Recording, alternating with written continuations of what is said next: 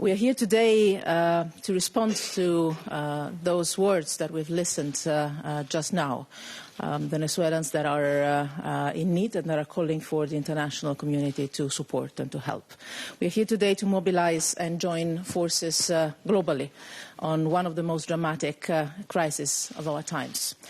Latin America and the Caribbean are facing probably the largest displacement of people in the modern history, for sure, of the region. But this is projected to become the largest crisis when it comes to refugees and migrants in the world. Next year, the number of Venezuelans abroad might exceed 6.5 million. It is the largest crisis, but it is also an impressive demonstration of solidarity by Latin Americans for Latin Americans.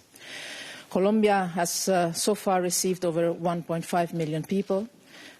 Peru over 800,000, Ecuador over 300,000, only to mention a few. And I'm sure these are numbers approximated at the lowest and not at the highest possible level. The entire region and all countries within it have opened their doors. And in such a difficult moment, a moment of suffering and of solidarity, the region has decided to join forces through the Quito process that we all support. We always say that multilateralism holds the answer to the great challenges of our times. And you are demonstrating this in practice in Latin America, with a coordinated regional and multilateral initiative. We Europeans have also contributed. But this is a moment for us all to do more and show that we will not leave you alone in times of need, and to call also on others to join us in this solidarity. We must make sure that the whole world mobilizes when one continent is in need. I believe this is the real root of an effective multilateralism. This is why we are here, to reaffirm and relaunch solidarity with hosting countries and communities, to support a regional and coordinated response, and to call for a greater international cooperation, both technical and financial. And I'm very pleased to see that so many have answered our call to meet here today and join forces. And I want to spend a special word of thank you for the UNHCR and the International Organization for Migration, who have been with us all along the way to make this conference a reality. Filippo, Antonio, thank you very much. Because when we discussed the idea of this conference, well, first of all, it was supposed to be my last event in the mandate. We were running to organize it in time, not because I have any doubt that Josep Borrell, that will take my role in a few weeks, will pay less attention to this crisis, but because we didn't want to lose any moment, any days, any weeks to mobilize all the resources that we could. And I want to thank you and your teams for the excellent work we've done together in these weeks to prepare this conference. And I also want to thank the countries of the region for their presence here today, but also for the support and the mobilization that they have shown together with us as brothers and sisters. Filippo, Antonio, you've said it many times before, that this is the most underfunded refugee crisis in the world. The international community is simply not doing enough, and I have the impression that it's not aware enough of the gravity and the urgency of doing more. The UN appeals for 2019 have remained unfunded. The requests for 2020 should not suffer the same fate. And the situation is not getting any better. I think we will hear this from our friends in the region. The needs stemming from this humanitarian emergency continue to outpace the response. The numbers of Venezuelans leaving their homeland continues to grow, and so do the challenges faced by the host communities. Flexible entry policies are an essential lifeline to effectively guarantee the protection of refugees and vulnerable migrants, and we need to act to preserve them and make them sustainable.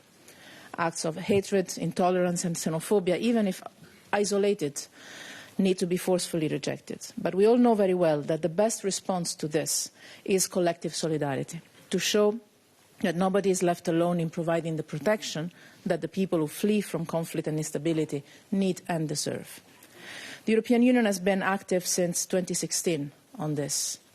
This is first and foremost because we are close to the people of Venezuela, even if an ocean divides us.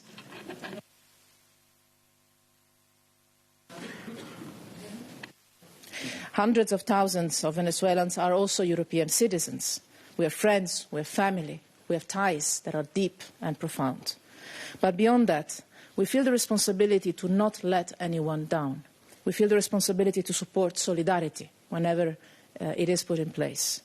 As one of the great global economies, as a global player, and as a friend of Latin America, Europe has been with you from the very beginning, and we will continue to be.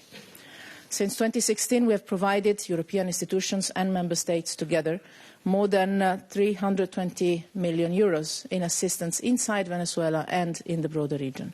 And we are ready to continue doing our part in the months and years to come. Obviously, we all hope that this support will not be needed any longer, because this is a man-made crisis that requires a political solution, a democratic and peaceful solution that needs to come from within Venezuela and needs to be supported by the region and by the international community.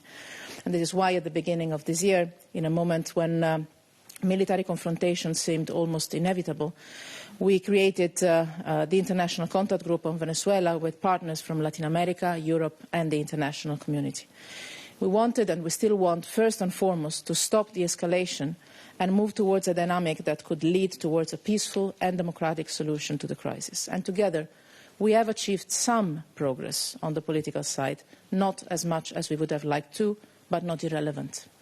However, as we continue to work on the political track, Venezuelans that are fleeing their country and the host communities that are hosting them need our support urgently. Refugees and migrants need humanitarian aid, and they need integration within their communities hosting them.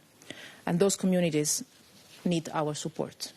This can only be achieved through a collective mobilization. Governments and businesses, international organizations and civil society, countries from the region and from the whole world. This is the sense of today's conference and tomorrow's conference as well. We will continue over this evening and tomorrow to send an important message. This is the first time that the international community gathers outside of the Americas to mobilize solidarity to Venezuelans and their host communities. It is the first time, but let me say it will not be the last. Today is the beginning of a common path. There will be other conferences and occasions like this in the coming months. The mobilization will have to be sustained.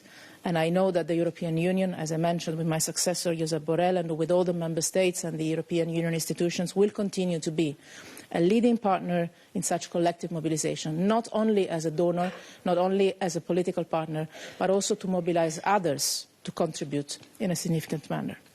So we will continue to stand on your side, financially, technically and politically. You can count on us, and I hope you will be able to count on many others as a result of this common work that we're beginning today. I thank you very much. Muchas gracias.